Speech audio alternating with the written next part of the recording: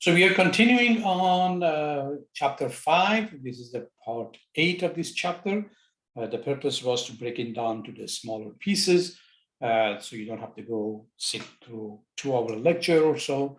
And we are talking about input validation. This is something that we want to start doing it. So I talked earlier, what's going to happen if we have a bad input? So in the case of having a user, we got to tell the user that the input is wrong. So we have to check it to be sure that the input is okay before we go on.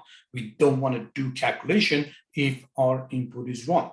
And sometimes if we don't have the user in front of us, we can potentially think about a default value, or we cannot do anything, then we have to stop the program. We cannot do any kind of a calculation with a bad input. So we have the elevator panel that has 1 through 20, but it doesn't have 13. So number 13 is invalid. What else is invalid? So we are not saying that it is not in the panel, it's not going to happen. What we're saying in our programming, if we receive a number 13, it's not valid. What about other numbers that's not valid? So if I receive number 0, it's not valid. Or if I receive any number above 20, it's not valid. So I'm going to check those things. So if the number is less than 1 or greater than 20 or is equal to 13, then I'm going to ask, if I have the user, I'm going to ask for re-enter.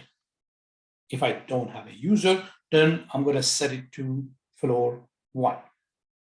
So if something goes wrong, my elevator is going to go to the first floor.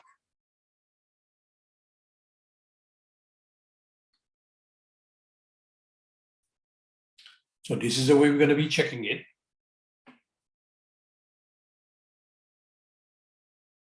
Now, somebody might ask, okay, I'm going to ask for a digit, and the user might put something else than digit.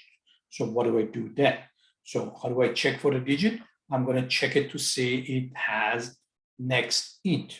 So if it's going to check it to see if it has next int. If it doesn't have it, then we have a problem. Later on, we're going to learn about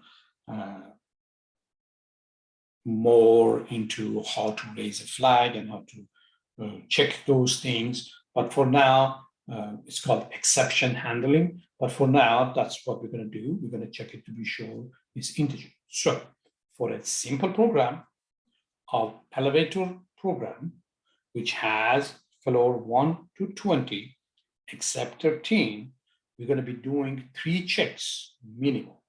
1, to check it to see if the number is coming in is 13.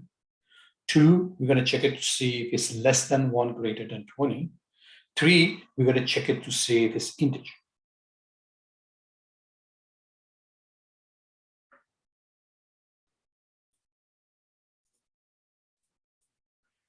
Okay, so this is a program in your book, Elevator Simulation 2.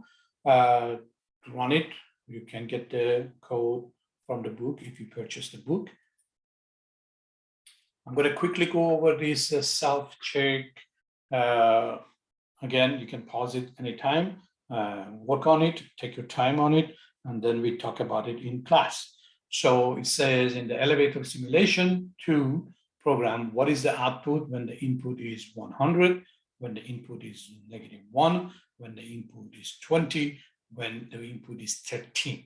So remember the case tested, test cases.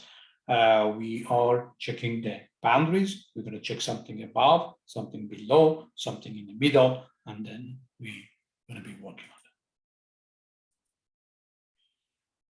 So we want to fill up this if statement. Next one is talking about a story. Take your time, read it, and this is the code is talking about.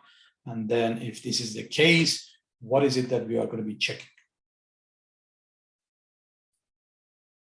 Next one, 41. is again have a program in here, and it says you can take it and put it in your IDE and check it, or you can copy and paste it over there, or again, if you have the book source, you can just download it and run it. And the question is, what's going to happen if you put 2 and 3 at the prompt?